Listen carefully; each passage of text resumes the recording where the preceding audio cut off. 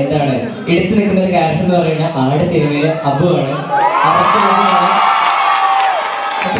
അപ്പൊ ആ സിനിമയിലെ ഏറ്റവും ഇഷ്ടപ്പെട്ട ഡയലോഗാണ് കൈപ്പുഴ കുഞ്ഞപ്പന്റെ കൈവിട്ടൊരു കഥ. ആ ഡയലോഗ് എന്ന് പറയാമോ?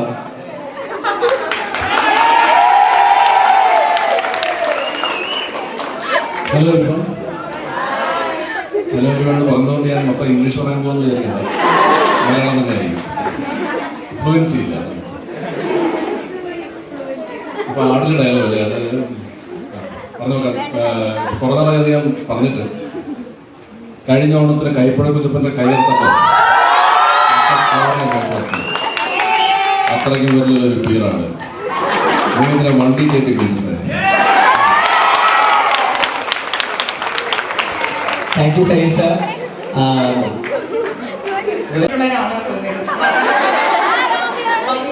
ഡയലോഗ്സ് ആവട്ടെ, നമ്മളെ ഇൻട്രൊഡ്യൂസ് ചെയ്യുന്ന ആവട്ടെ, ഞങ്ങൾക്ക് ഒരു വൈബ് കിട്ടിയിട്ടുണ്ട്. അപ്പൊ എല്ലാവർക്കും നമസ്കാരം.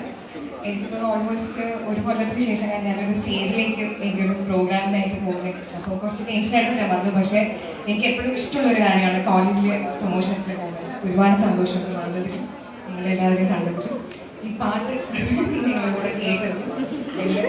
അപ്പോൾ അഭിലാഷൻ സിനിമയുടെ പ്രൊമോഷൻസാണ് വന്നിട്ടുള്ളത്. അപ്പോൾ എനിക്ക് സൈജുവായിട്ടെങ്കിൽ ക്ലാസ് സ്റ്റോറിയാണ് അഭിലാഷൻ. നിങ്ങൾക്ക് എക്സാംസ് അല്ലേ ഇപ്പോൾ? കഴിഞ്ഞ എക്സാംസ് ഉള്ളൂ. ഇന്നുണ്ടായിരുന്നില്ല എക്സാംസ്. പക്ഷെ സന്തോഷം, രാവിലെ എക്സാംസ് എന്തായിട്ടും ഈ പ്രൊമോഷൻസ് ഉണ്ട്. അപ്പൊ അതുപോലെ തന്നെ എക്സാംസ് കഴിയുമ്പോഴത്തേക്ക് എനിക്ക് തോന്നുന്നു നമ്മുടെ സിനിമ റിലീസാവും. അപ്പൊ എല്ലാവരും തിയേറ്ററിൽ പോയിട്ട് കാണാം. നിങ്ങളുടെ അഭിപ്രായങ്ങൾ അറിയിക്കാം. Thank you so much.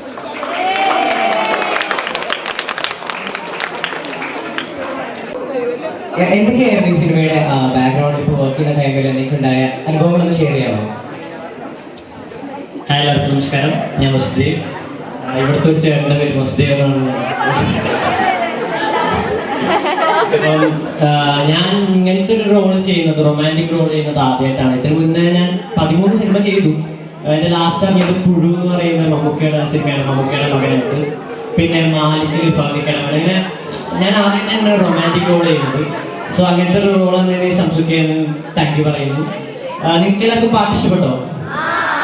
പാട്ട് ഇഷ്ടപ്പെട്ടാൽ നിങ്ങളുടെ ഫ്രണ്ട്സിനോട് മാക്സിമം ഷെയർ ചെയ്യാം. ഇൻസ്റ്റാഗ്രാമിൽ സ്റ്റോറി ചെയ്യാം, വാട്സാപ്പിൽ എല്ലാവരും മാക്സിമം ഷെയർ ചെയ്യാം. സിനിമ ഈദിന് റിലീസാണ്. എല്ലാവരും തിയേറ്ററിൽ തന്നെ വന്ന് കാണുക, നിങ്ങളുടെ അഭിപ്രായം പറയാം. സോ ദാറ്റ്സ് അത്ര എനിക്ക് പറയുന്നു.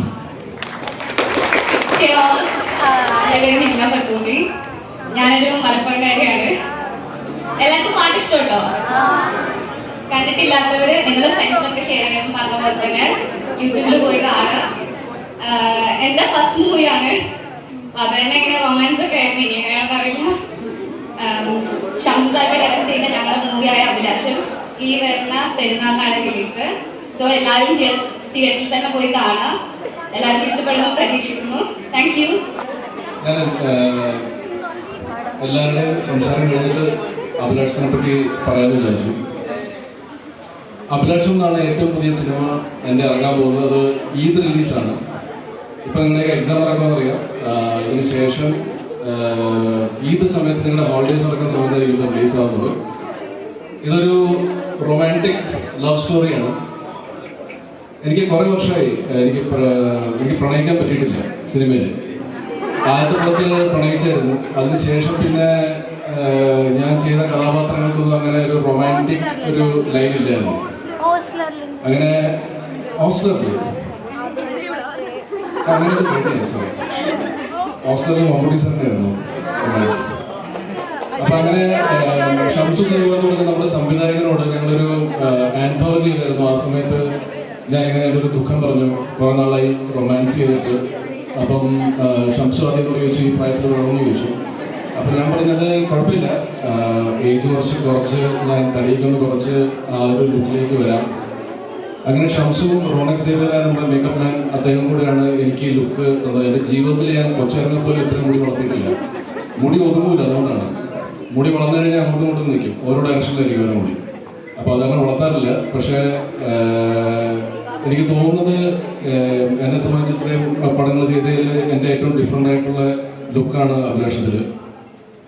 ഈ പാട്ട് മാത്രമല്ല, ഈ പാട്ട് കേട്ടവർക്കൊക്കെ ഒരുപാട് ഇഷ്ടപ്പെട്ടു. ഇതിനകത്ത് വേറെയും 2-3 പാട്ടുകളുണ്ട്. അതൊക്കെ ശ്രീഹരി വളരെ മനോഹരമായിട്ടാണ് ട്യൂൺ ചെയ്തിരിക്കുന്നത്. വളരെ നല്ല ലിറിക്സുമാണ് പാട്ടുകളുടെ. നിങ്ങൾ സമയം കിട്ടുവാണെങ്കിൽ സമയം കിട്ടുന്നുണ്ട് ഉറപ്പാണ്. പിന്നെ നമ്മളെല്ലാവരും മനസ്സിൽ പ്രണയമുണ്ടല്ലോ. ഇപ്പോൾ പ്രണയിക്കുന്നില്ലെങ്കിൽ പോലും പ്രണയിക്കുന്ന ആൾക്കാരുണ്ട്, പ്രണയിച്ച ആൾക്കാരുണ്ട്, ഇനി പ്രണയിക്കാൻ പോകുന്ന ആൾക്കാരുണ്ട്. പക്ഷെ എല്ലാവരുടെയും മനസ്സിൽ പ്രണയമുണ്ട്. അപ്പൊ അങ്ങനെ അഭിലാഷം ഈദിന് വരുന്നു. പ്രണയം മനസ്സിൽ കാത്തു സൂക്ഷിക്കുന്ന ആൾക്കാർ ഉറപ്പായിട്ടും ഈ സിനിമയെ കാണണം. നിങ്ങളെ നിരാശപ്പെടുത്തില്ല. Thank you, thanks a lot and all the best. എല്ലാവർക്കും നമസ്കാരം.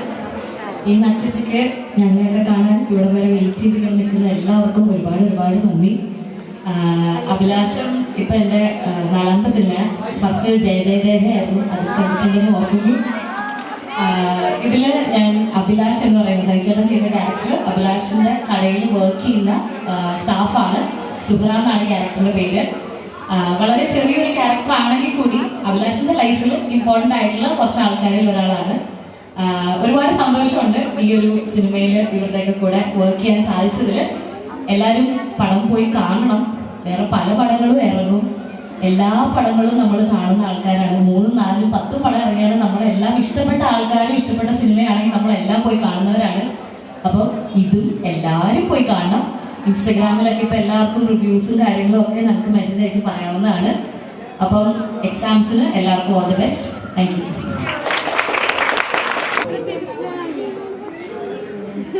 ആദ്യമായിട്ടാണ് ഞാൻ 10 തൊട്ടൊരു റോള് ചെയ്തത്. ഇത് മലപ്പുറത്ത് നടക്കുന്ന ഒരു കാര്യമാണ്. അപ്പൊ എന്റെ നാട് കണ്ണൂരാണ്. അപ്പൊ എന്റെ ഇങ്ങനെ സ്റ്റാൻഡിന്റെ പ്രശ്നം ഉണ്ടായിട്ടില്ല.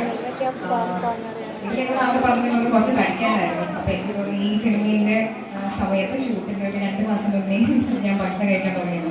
അതിപ്പോഴും ഞാൻ നിർത്തിയിട്ടില്ല. അപ്പൊ എനിക്ക് തോന്നുന്നു കുറച്ച് കഴിക്കാൻ പറഞ്ഞൊരു കാര്യം മാത്രമേ ഉണ്ടായിരുന്നുള്ളൂ. സ്നാനോ കാര്യങ്ങളോ അങ്ങനെ പ്രത്യേകിച്ച് അങ്ങനെ ഡിഫറൻസ് ആയിട്ട് ഉണ്ടായിട്ടുണ്ട്. കൂടുതൽ എനിക്ക് ഓഡീഷൻ കോൾസ് വരുന്നുണ്ടെങ്കിൽ എന്തായാലും പോവാം. ട്രൈ ചെയ്തുകൊണ്ടിരിക്കാം. ഇപ്പോൾ ഒരു പ്രാവശ്യം പോയിട്ട് കുട്ടിക്കാന്ന് പറഞ്ഞിട്ട് സ്റ്റോപ്പ് ചെയ്തതെന്ന് ഞാൻ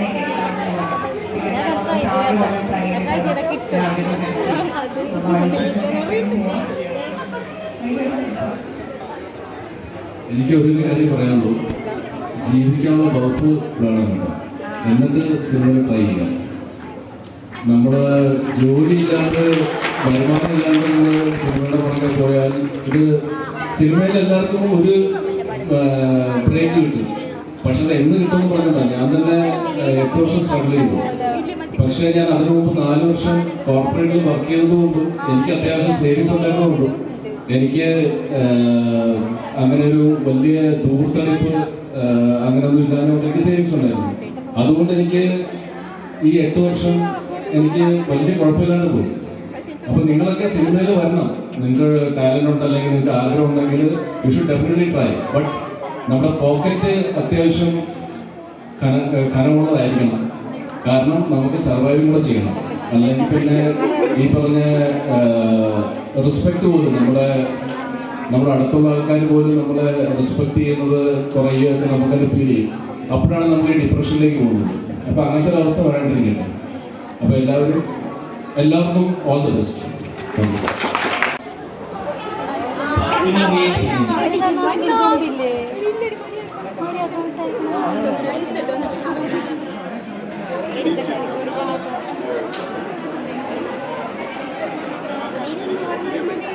ആക്ച്വലി ഞാനൊരു ഇൻസ്റ്റാ ഫാനാണ്. അപ്പോ ഒരു 15 സെക്കൻഡ്സോ 30 സെക്കൻഡ്സ് റീൽസിൽ നിന്ന് അത്രയും ക്രൗഡിന് മുമ്പില് വലിയ ക്യാമറയിൽ ആക്ട് ചെയ്യുന്നത്, വെറും 15 സെക്കൻഡ്സ് ലിപ്സിങ് അങ്ങനത്തെ ആക്ടിങ് ചെയ്തിട്ട് പിന്നെ ഈ ഒരു ഫീൽഡ് വരുമ്പോൾ ഭയങ്കര ഡിഫറൻസ് ആണ്. അപ്പം ഷെയ്ക്സ് കൊണ്ടുപോകണം. എനിക്ക് വേറൊരു എക്സ്പീരിയൻസ് ആയിരുന്നു. ആൻഡ് ഞാൻ എല്ലാവരായിട്ടും ഭയങ്കര കമ്പനിയായിരുന്നു. സെറ്റില് എല്ലാവരും നല്ല സഹകരണമായിരുന്നു.